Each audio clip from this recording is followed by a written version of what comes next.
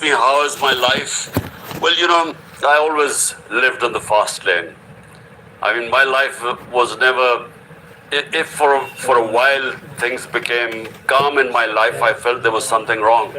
So, as someone who challenged himself throughout his life, so this right now, I would say I'm probably facing the biggest challenge of my life. But, every challenge strengthens you. So my belief is that as long as you resist, the Almighty has given us such powers within us that the more you resist, the more you discover your strength. Many people are working remotely. I was going to say it's like the Sharifs in my day, working remotely in their jobs. Did the pandemic prepare you and all of your supporters for house arrest, for having to be in your house for long periods of time? Well, pandemic certainly prepared us for the only way we communicate now is through Zoom. And that's pandemic. We have to thank that because otherwise either all my senior leadership is in jail or it is in hiding. And so the only way we communicate is through Zoom. So that's the great advantage of the pandemic. I wanted to ask about that. You have something like 180 charges against you right now, including some terrorism charges. I wanted to ask, how does it feel to be the only person in history to wait until they're 70 years old to become a terrorist? Well, Jeremy, 180 and on a daily basis going up. I'm soon to hit my double century. Look, it is sad really in a way because it's just made a mockery of our whole justice system. Because the guys who are running the show right now, they are so petrified of elections, which are to be held in October, that they are petrified of losing. Because, in the by-elections in the last few months, out of 37 by-elections, we won 30 of them. And remember, this is despite them being supported by the umpires, by the election commission, by the establishment.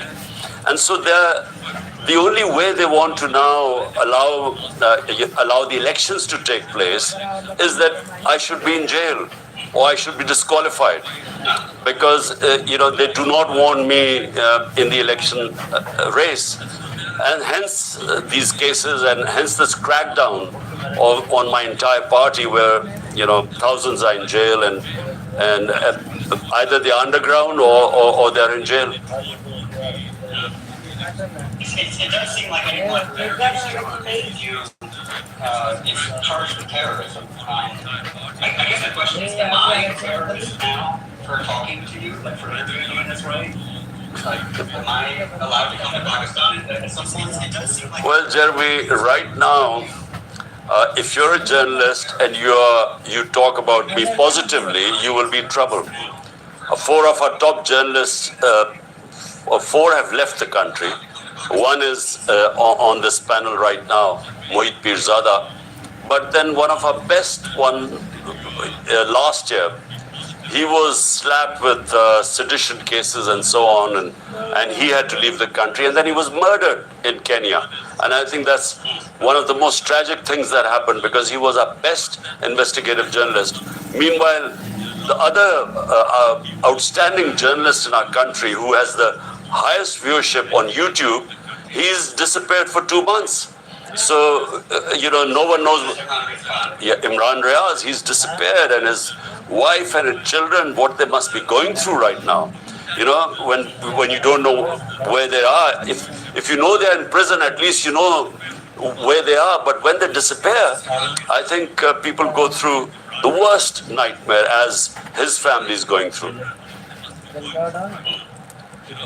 One of the strangest parts I was reading about, like the crackdown on PTI, one of the weirdest parts of this is that it's actually illegal in the media or show your picture. Is that true?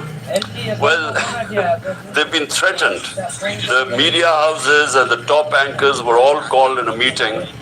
The meeting was very short, 4 minutes, I'm told, and they were ordered that my name was not even to be mentioned on the media. And so people are resorting to, calling you Qasim's father or other sorts of codes for speaking about you, I believe. It's, Jeremy, if it wasn't so tragic, it's very funny what's going on. But it is tragic because, our media, in the last 20 years especially, it really became very vibrant. In fact, went overboard at times. But, the media was able to create this sort of public awareness about political issues that never existed before. And that's the only way someone like me, an outsider, was able to win the elections. My party only grew because of the free media, the vibrant media. And so, the pillars of democracy, one is free media, the other is independent justice system. Same thing happened with our judiciary. In 2007, this movement started called the lawyers' movement. And the whole idea was that we needed to have an independent justice system. So we were progressing towards a genuine democracy. And then comes this situation right now where we now have, the worst type of martial law. I mean, it's an undeclared martial law right now. Basically, there is no democracy left in Pakistan. And what makes the current, so you said we have an undeclared martial law. Pakistan has obviously been under martial law before in the past. Would you say these are comparable situations? Well, General Musharraf's martial law, and that was from 1999 to 2008. Now, I was his opponent. I was in the opposition. I went to jail for about 7-8 days during his martial law. But I'm telling you, that was liberal compared to what is going on right now.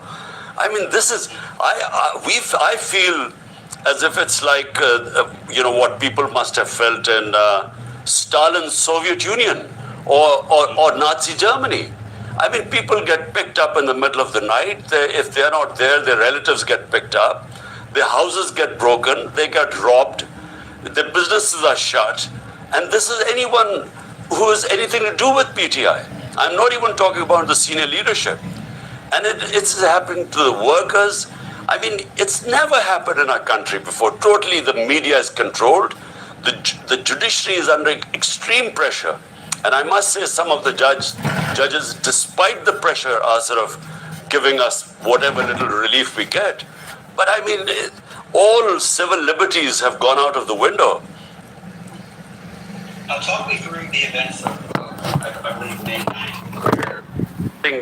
Within the precincts of the Islamabad High Court, and I was sitting there to get my bail, or various bails, because every day I have my going to courts is like people going to the office. So every day I have to go to one court or the other when you have over 180 cases. So I was sitting there, and suddenly, I'm sitting in the registry office, and suddenly I see these commandos. Really, they weren't even rangers, they were commandos. And I thought, first of all, because my life is at risk according to the government. My life is at risk. So the courts had asked them to give me protection. So I thought these guys had come to protect me, that there might be some terrorists holed up there. And then I discovered it was me who they were after. And so they really broke in, they beat up everyone. They beat up the lawyers, the staff there. They didn't drag me out like I was some sort of a terrorist. And it was all illegal.